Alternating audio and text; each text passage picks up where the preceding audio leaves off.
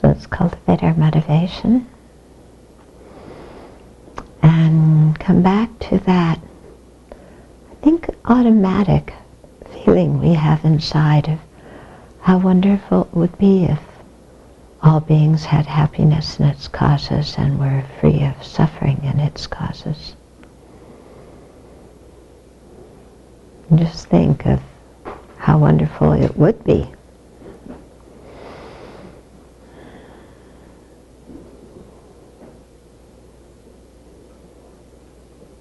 And then develop an intention to get involved in making that happen.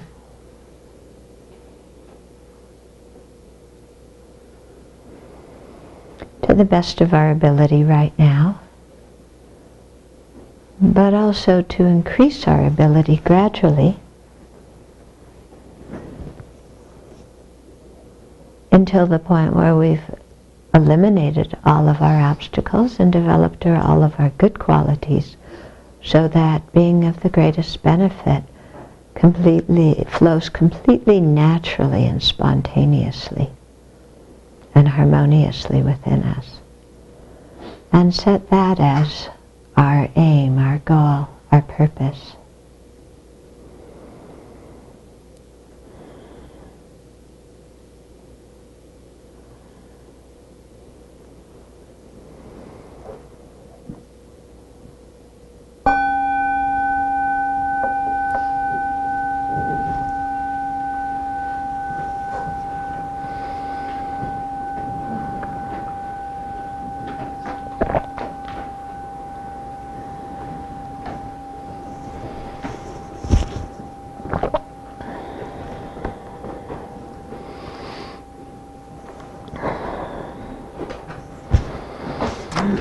Okay, so we're going to continue on with the text and then stop just before the dedication and do the refuge and precepts, and then the aspiring bodhicitta, and then the engaging bodhicitta, and then come back and read the dedications together. Okay? So we're on verse 100. So our author is saying, in short, whatever vast and narrow rivers of benefit and happiness cascade and fall into the sea of samsara and nirvana, for each its source can only be found in the great snows of compassion. So just as, all the great rivers of the world all start in the snowy mountains, so too all the rivers of benefit and happiness, all the goodness in the world, all the spiritual attainments of various beings, all the help that sentient beings give each other, all the joy and peace there is, those rivers all come from compassion, the snowy mountains of compassion. Okay, and so I explained it briefly yesterday, and Chandrakirti did it, and our author did it extensively at the beginning of the text. But to see how, we sentient beings, how do we know what to practice and what to abandon? It's because the Buddha taught us. And how is it that the Buddha taught us? It's because of great compassion. Okay? So this includes, all the virtue and happiness that come from good teachings of other religions. Okay? It's not that people have to be Buddhist to create the cause of happiness and avoid the cause of suffering. Yeah? But, all of the goodness people of any religion and people of no religion create is because somehow somebody taught them. Yeah? And from a Buddhist viewpoint, we trace all of that back to the Buddha's omniscient mind. No matter what kind of spiritual teacher it may have been that taught that person. Okay, and then the arhats, they are able to attain their goal because the Buddha taught them the path to arhatship out of compassion, because he knew that was their disposition and tendency. And then all the bodhisattvas as well, the Buddha taught, but also the bodhisattvas themselves came about through the cause of great compassion. Okay, because it's, remember one of the earlier verses we covered this time, it was great compassion that linked the earlier steps on the 7 points of cause and 7-point instruction of cause and effect to the goal of attaining bodhicitta. And so it was compassion that did that, and compassion that's one of the primary causes of the bodhicitta. There's some other causes, but that's one of the primary ones. And so the bodhisattvas are born from compassion, and Buddhas are born from bodhisattvas. Okay, so all the goodness and happiness gets traced back in one way or another to great compassion. Yeah, to either us having great compassion or others having great compassion for us. But one way or the other, great compassion is always there. And then verse 101. 101 to 103 are the author's expression of humility. So when somebody writes a text, they always express their humility. In the West, when somebody writes a text, they put their name on the cover in big letters. I wrote this text, and these are my original ideas, and but in the Dharma, when they write text, it's you express humility afterwards. So our author is saying, when the reaches of the vast and noble qualities of the sky-like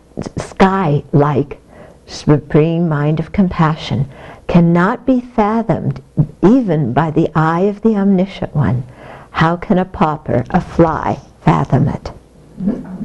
Okay, so if all the wonderful qualities that arise due to the supreme mind of compassion cannot be even encompassed by the Buddha's mind because they're limitless, then he's saying, how can I, a pauper, a fly, even get close to understanding all the benefits of compassion and the qualities of compassion? Yet, just as a rain sparrow is satisfied by a few drops of the nectar of the clouds, my spirit is uplifted when I pronounce the noble qualities of great compassion. So a rain sparrow takes just a few drops. There's so much rain all around. The sparrow takes a few drops and is satisfied.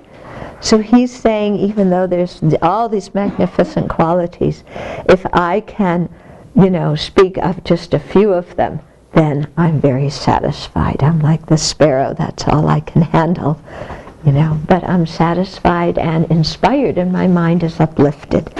And, I think that when we really contemplate the benefits of compassion, then our heart has to be uplifted.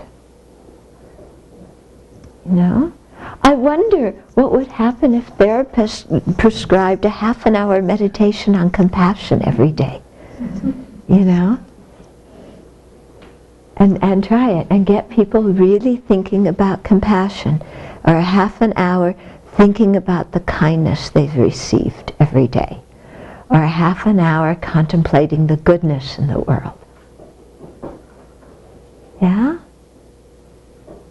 I bet the drug companies wouldn't like that. Yeah? But I really wonder what would happen, because I know in my own experience how much those meditations affect me and transform my mind.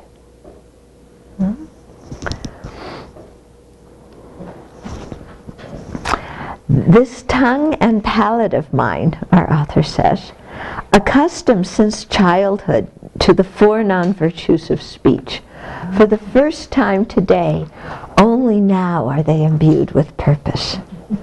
So since we're little, You know, our whole vocal mechanism is conditioned with the four verbal non-virtues of lying, creating disharmony, harsh words, and idle talk. And so he's saying that's how I usually use my speech. But somehow by writing this today, for the first time, you know, it's my mouth and tongue and palate and everything have a good purpose, and they're being used in the proper way. Yeah. So you can see, you know, why we often recite things out loud, why we chant the text out loud after lunch, and, you know, do various things out loud, because we're so accustomed to speaking, but so much of our speech is like useless, that then when we chant the Buddha's word or we chant the mantras, it's, you know, a totally different way of using our speech, and it's quite powerful. Okay.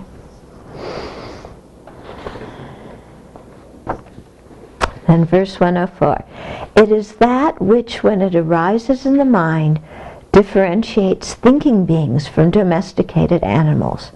It is what makes us worthy of being called human. I take refuge in great compassion. Okay? So when it arises in the mind, great compassion differentiates thinking beings from domesticated animals, and it makes us worthy to be called a human being. I remember at the first Dharma course I went to, Rinpoche gave this talk when he was asking us, how are we different from animals? And one of the things he said is, animals help their friends and harm their enemies. And don't we do the same? And I thought about it, and yes, I help my friends and I harm my enemies. Yeah, just like an animal. You know, the way of relating to others is just exactly the same way. If you're nice to me, I like you and I help you. If you're mean to me, I bark at you and I bite you. Yeah? So, you know, human beings have different ways of barking and biting, but it's the same thing, isn't it? And it really made me think, you know, wow, the way I relate to others is exactly like a dog or a cat or a moose or a bird or anybody else relates to others. Exactly the same. You know? And so how does that make being a human being special?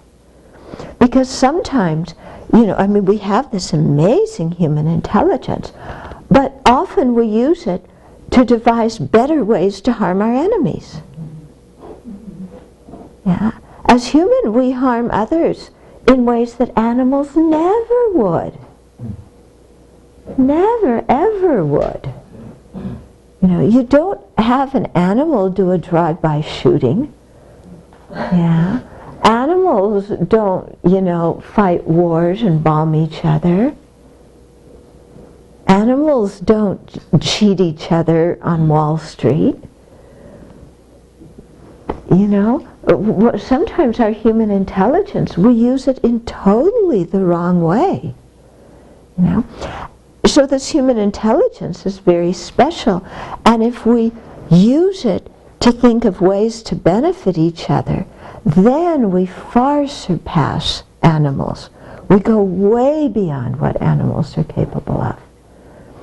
But when our afflicted mind is in control, then, yeah, there's not much difference. So this is why we practice the Dharmas, to help us really transform our motivation and become true human beings, instead of just someone who has the name human being but acts as an animal. Yeah, really made me think when Rinpoche said that. Yeah. So here he's saying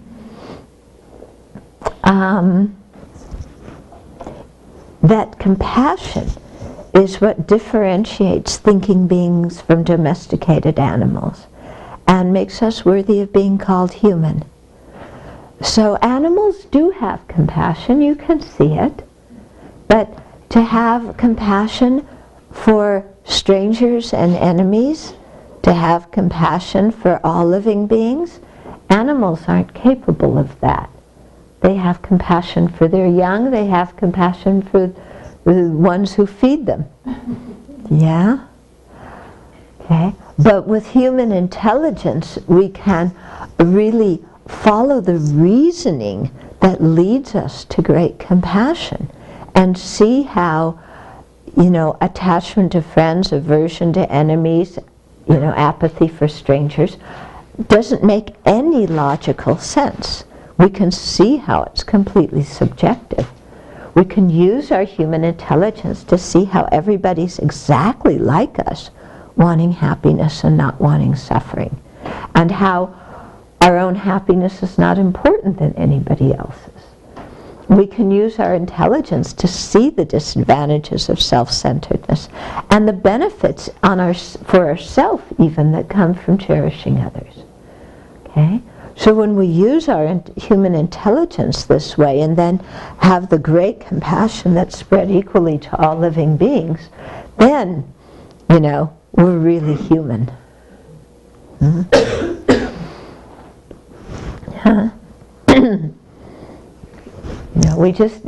can see with the little kitties, they play with, artificial mice, but if they could get their teeth into some real mice, they would. Yeah, and even though we try and teach them, like don't kill, everybody wants to live as much as you do. We could bring them in here for the precept ceremony, but they wouldn't get it. Yeah. So as human beings, we have this possibility. Let's use it. Okay. And then, the way he says at the end of the verse, I take refuge in great compassion. Great compassion is what is going to lead me on the path. Yeah. If you yearn from the heart to obtain Buddhahood, then in the presence of a kind-hearted master, abide with humility in your heart and meditate on the supreme heart of compassion. And we'll begin by, we'll read the last 3 verses together. Well, actually, let's do this. Why don't I just read the author's colophon so that you have that transmission, and then we'll come back and recite verses 6 through 8 together, as well as the translator's dedication. Okay, so the author's colophon, these 108 verses in praise of great compassion, called the Precious Crystal Rosary, were composed by Losang Tayang, who, though externally appears to be a virtuous monk and evinces some self-reliance in the preaching of the Dharma, is actually indolent. So you can see how he's being quite humble here. Nonetheless, it was composed with the blessings of the objectless compassion of many Mahayana spiritual masters. So objectless compassion is the compassion that sees sentient beings as empty of true existence. So it becomes a very powerful type of compassion. And so he's saying that even though I'm indolent, due to the blessings of all these Mahayana masters, I was able to write this. So he's not taking any credit for it at all. It was completed during the month of the festival of the Buddha's miracles, during the 47th year of the 15th Rabjung. So it's approximately February of 1915. Okay. I write this down on paper during the 8th day of the Tibetan month, as the images occurred to me while I listened to the oral transmission of the precious Tangyur at the great monastery of Thakural. So apparently he's receiving the transmission of the Tangyur, all the the commentaries, great Indian commentaries on the Dharma at this monastery, and so these thoughts are coming to him while he's hearing that, so he's jotting this text down. May this cause all beings to enjoy the teachings of the great vehicle, the Mahayana, with insatiable learning by means of their magnanimous faith and devotion. Okay, so by having incredible benevolent faith and devotion in the Mahayana path and the Mahayana practices and the Mahayana goal, may all these beings come to enjoy the Mahayana teachings. Yeah. Then he says, may goodness increase, sarva mangalam, may all be auspicious. So that's how he ends it. Okay, so let's read the last 3 verses together, and then the translator's dedication. And this will be our dedication for all the merit and virtue created during the whole retreat. By the accumulated virtue of praising thus, may the mind of compassion quickly arise in my heart, and may it never degenerate, but always spread and increase. May I become a great captain of the ship of great compassion, skilled in navigating the hosts of my aged mothers, innumerable as space, along the sea of great awakening. May all beings of this degenerate age who lack compassion, and who are themselves objects of compassion, be blessed by the deity of compassion, that their minds be soaked with the nectar of compassion.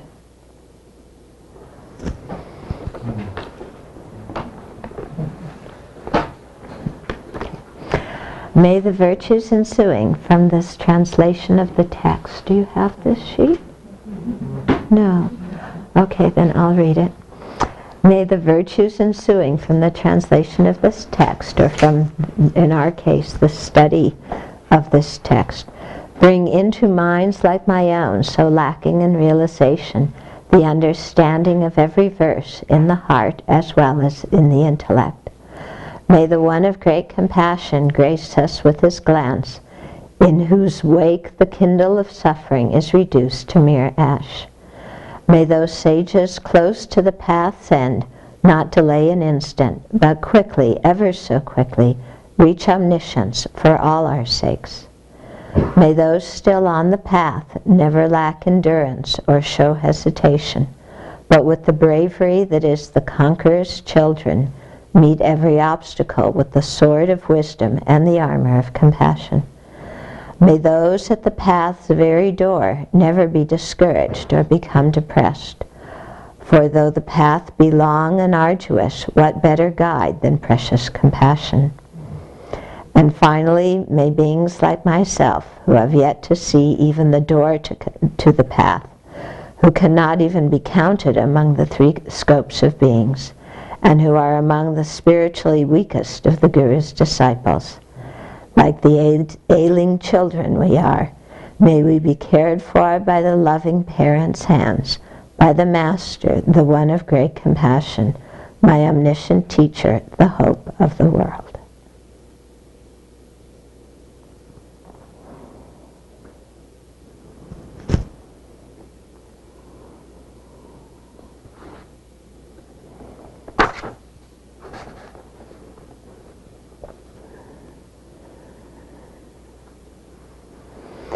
And then there's a tradition of starting the text again and reading a few verses as an auspicious thing to be able to hear the text again. So we start it and we leave it unfinished, so then we have to meet again to finish it. Okay, so 108 verses praising great compassion, called a precious crystal rosary. Namo Mahakarunikaya.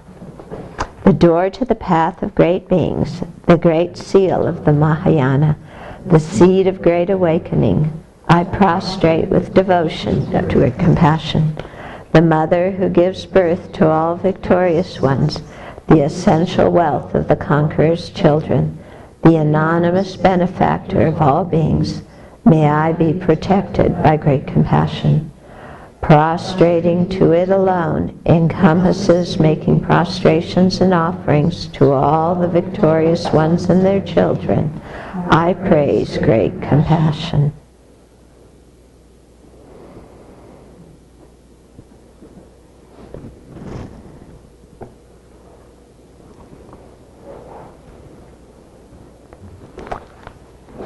Okay. Very good, everybody. Miracle. Huh? It's a miracle. Yes, and we did it. And someday we'll all be in the Sambhogakaya Pure Land saying, do you remember all those eons ago when we were at Sravasti Abbey and we thought we'd never become Buddhas? How silly we were when we were sentient beings. That was a pretty good laugh. Yes.